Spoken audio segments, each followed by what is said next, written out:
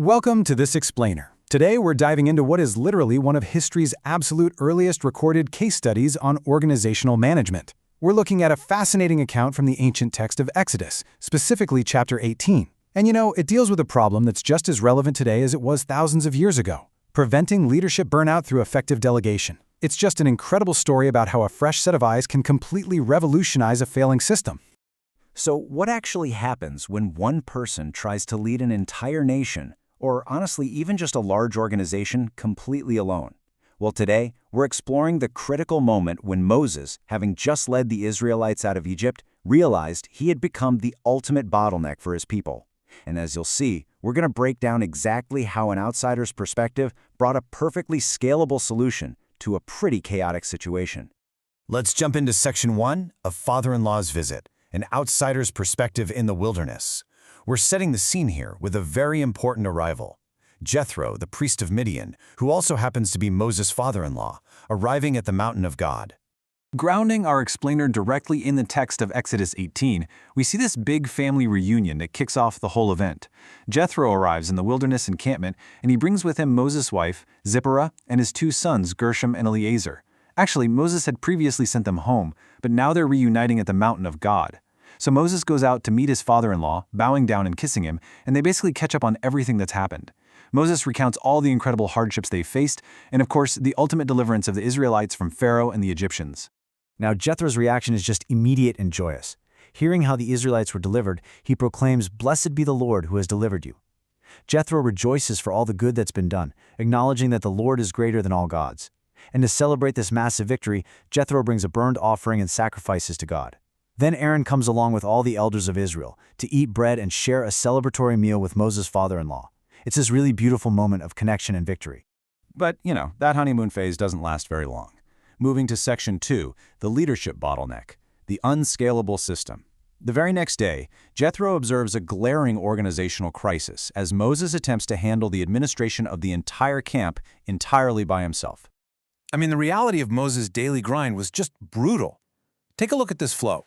From the moment the sun came up in the morning, the people began to gather and stand around Moses. By midday, Moses is still sitting there alone, acting as the sole judge, deciding disputes between individuals and teaching them the laws of God. And this stretches all the way into the evening. The people are literally just standing there waiting in this endless line for their turn to be heard. It is the absolute definition of an unscalable system.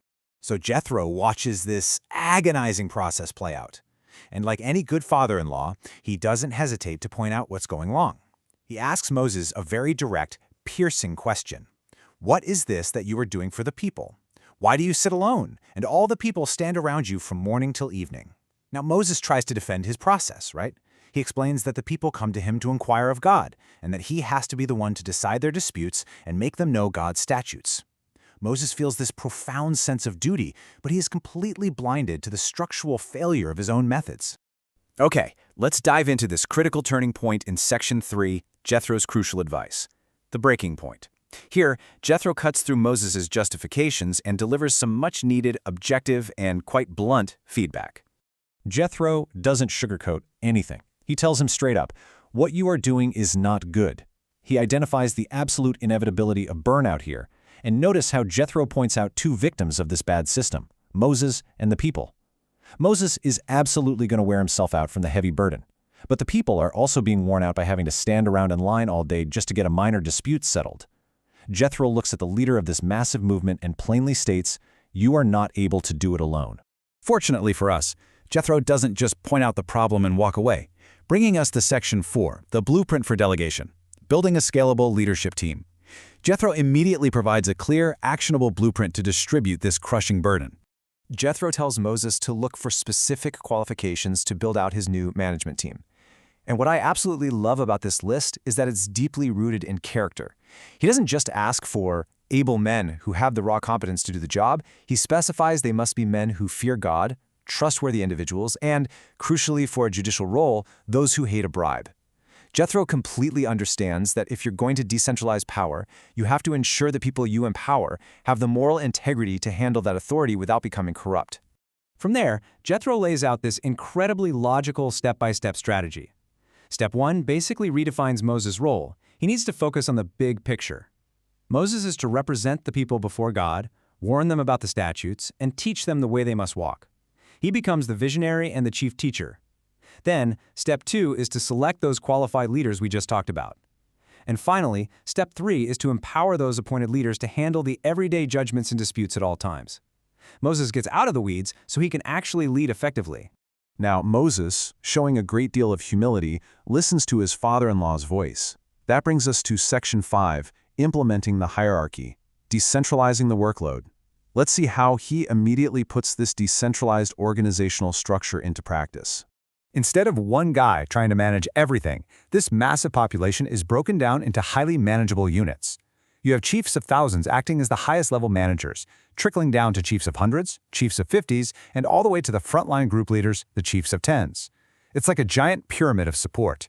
This creates a deeply layered system, ensuring that every single person in the camp has a direct local leader they can go to for guidance and judgment at any time. So the crucial point here is the establishment of what we would call today an escalation protocol. The newly appointed chiefs handle all the small matters themselves. They take care of the daily friction. Only the truly difficult, unprecedented, or great matters are escalated up the chain until they reach Moses. Because of this, Moses' cognitive load is massively reduced. He's no longer dealing with some neighborly dispute over a lost sheep, you know? He's only dealing with the hard cases that actually require his unique level of authority and wisdom. The phenomenal impact of Jethro's intervention is just crystal clear. It completely transformed a failing, exhausting system into an efficient, peaceful community. Before Jethro arrived, the work was simply too heavy. An inevitable burnout was looming over everyone. But after Jethro's advice is implemented, the burden is shared. Jethro promised that if Moses did this, God would direct him, he would be able to endure, and the people would go to their place in peace. And honestly, that is exactly what happened, before Jethro finally departed for his own country. As we wrap up this explainer, Jethro's departure leaves us with a really powerful, enduring final thought. Where in your own life, your work, or your community are you trying to sit alone and do it all yourself? The lesson from Exodus 18 is abundantly clear. Burnout is not a badge of honor. It's a sign of a broken system. So who are the capable, trustworthy people around you that you need to empower to share the load? By stepping back and delegating, you might just find that you can endure longer, and everyone around you can find a whole lot more peace. Thanks so much for joining me to explore this incredibly timeless piece of wisdom.